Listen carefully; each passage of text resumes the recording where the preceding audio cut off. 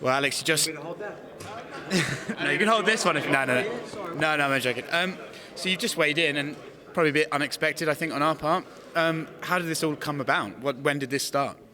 Well, straight after I got the news and that, obviously I was telling everyone, I'm going to be ready. I wanted to be there. So I sort of mentioned it there that I'll be here on weight ready, but it wasn't official till a couple of weeks ago or a few weeks ago. The UFC go, look, we've learned our lesson. We've made events before. We want you to officially make weight and, obviously pay me and stuff like that. And I'm like, all right, sweet. I'll be there anyway. Get a paycheck. Look, I want them to go and I want them to fight. I'm not here hoping that they get injured. Let them fight. I get my paycheck. Fight them later in the year. We're laughing. But I did keep it under the radar a little bit because I was still... Because I left everything pretty late and I was still having a bit of visa issues. I tried to get it all over ETA and stuff and I didn't get that in time.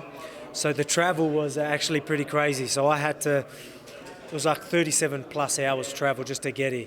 And I had to drive through the border. So I had to drive and take my application on the border so they could see it and do it there because it wouldn't work electronically, or that's why I had to drive. So I went from New Zealand to Sydney to San Francisco to Seattle, drive from Seattle to Vancouver, do the visa through the border that way, and then fly from Vancouver to Edmonton. So it was like 38 hours or something like that. So it was a crazy, that rattled me all week, to be honest. Left me pretty heavy all week, so I had to do a pretty big weight cut. But in saying that, we got it done. I'm a professional type of guy. I'm gonna make weight either way. I feel good now, so all good. Right. I mean, there's a number of takeaways. Enough whinging, eh? A number of takeaways from that. First of all, you mentioned you mentioned being compensated. Is that your full show money? Is that a negotiated fee? How much are the UFC paying you to be here? Yeah, I'm not going to probably throw numbers. Yeah, sorry about that. But I mean, it's definitely worth it. It's. Worth it after 37 hours? Yeah, I guess, maybe not, but at the same time, I guess it's still worth it. You know what I mean? It's while I'm sitting there waiting for this title, I get a decent paycheck. A lot of people say the hard part done, now the easy part when they fight. I can say hard part done, now no easy part, but at the same time, I can do the weight cut, decent paycheck, and then there's no risk of me losing a fight, I guess. You can look at it that way. Look, I'm going to always try and stay positive. A lot of people think you're crazy for doing this, but I'm not going to let someone else take an opportunity from me. That's going to put me further down the line. If it wasn't me doing this, someone else will be. Something happens, they fill in, and then all of a sudden, I'm further down the line. They might wind back this Frankie Edgar and Max Holloway. You never know, and I don't want that to happen.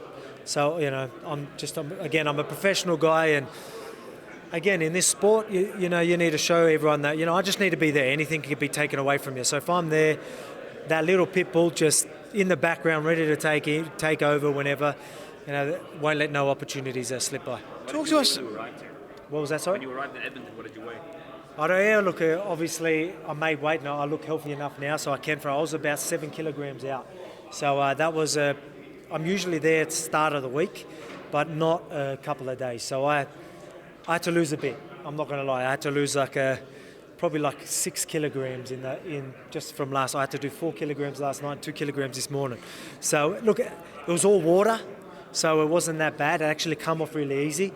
But I mean, it was no easy. My back was killing me from the travel.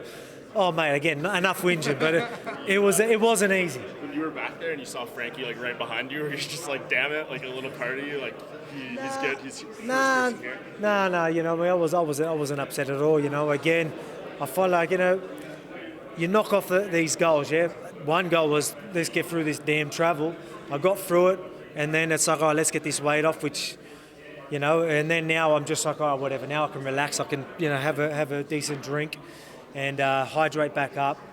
At least, look, I want them to fight. I can go enjoy the fights, get my paycheck, get to watch firsthand. Nice and close, who I'm fighting. Hopefully they chuck me in the cage. You know what I mean? We never know. I don't know the process that they're going to do, but at the same time, I'm here soaking it all up. And I'm going to have a close eye on these guys. And I'm going to see what I'm up against in a few months. And I know you've kind of been targeting Max for a while. You didn't want him to leave the division and stuff. But now that this fight's here, it's happening. just give us your kind of analytical take. How do you think it goes? Who do you think wins? Okay, yeah, well, I'll do that. And just so everyone knows, I'm a fan of both fighters, but I do want Max to win, purely selfishly, probably just because I think that's a bigger fight for me. Obviously, he's undefeated in featherweight. Everyone's, if he wins, everyone's going to think he's undefeated, invincible again. And then once I take him out, that's me taking out legend after legend. Chad Mendes, Aldo, then Max Holloway. Then all of a sudden, I'm a legend myself. I'm one of the greatest featherweights. I'm up there. So that's going to be great for my legacy. But now, to how I think the fight will go, I think Max will get it done. But Frankie's going to throw some definite sort of complications that he hasn't dealt with. Obviously Max is. He loves that pressure. He loves to really break people, but I don't think that's going to happen with Frank, unless Frankie has fallen off the edge a fair bit. But he can handle the pace, and he can handle, someone pouring it on. He's always got the, when he really thinks he's, suffocating a bit, he's always got the shot there to keep Max hesitant and sort of slow things down.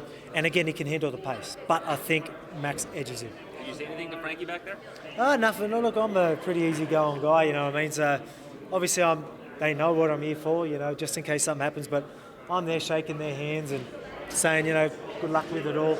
And, they're thankful for me to even be here. They know that not many people do what I'm doing. But I'm here to save the day if something happens. But at the same time, let them fight. And Max and Frankie, I think they both said they're happy to fight me in Sydney later this year. So, yeah, Melbourne. So, 60,000 people going to be at that venue. So, we could break some records there. So they probably want a piece of that. So I think that'll be huge for their career as well. So let them fight. Let them obviously worry about this. And then let's bring it down under and break some records and make a blockbuster event down there. Much easier travel, I imagine, too. A lot easier travel, let's do it. How confident are you that happens, though? Because I've heard some answers from them this week. People are asking about doing that, and they seem, maybe not completely committal. Okay, all right. So, do you feel that has to happen there? Because it's a somewhat quick turnaround. not too long, but... Yeah, obviously it's a quick turnaround. It just depends on how they look at it. I know the UFC want it. Obviously they want that blockbuster event down there, and a way to fill that stadium is having me, another Aussie fighting for that title on there. And I think that'll just be huge for this part of the world. And obviously, that's what everyone wants as well, especially down our part of the world. So, but I can obviously see they might want to fight later on in the year, but I'll fight later in the year if they don't want to back it up that quick. All right, whatever, I'll fight them. Again, I want to be the champ before 2019. I've said that all year, and that's still very likely to happen. So maybe the number one hope should just be this fight goes quickly and no one gets injured. Exactly right, you know what I mean? Obviously that cut didn't look easy for Max, so he's probably was thinking, yeah, I'll do that. Maybe that weight cut probably threw him off a little bit because I don't know if I want to jump straight back in it. We will see. Look, I'll stay positive either way, but obviously it might not happen, but at the same time, I'm going to keep my hopes up, and I'm going to keep it out there. I'm going to stay relevant, and I'm going to keep pushing for it. If they don't want it, I'll fight them later in the year.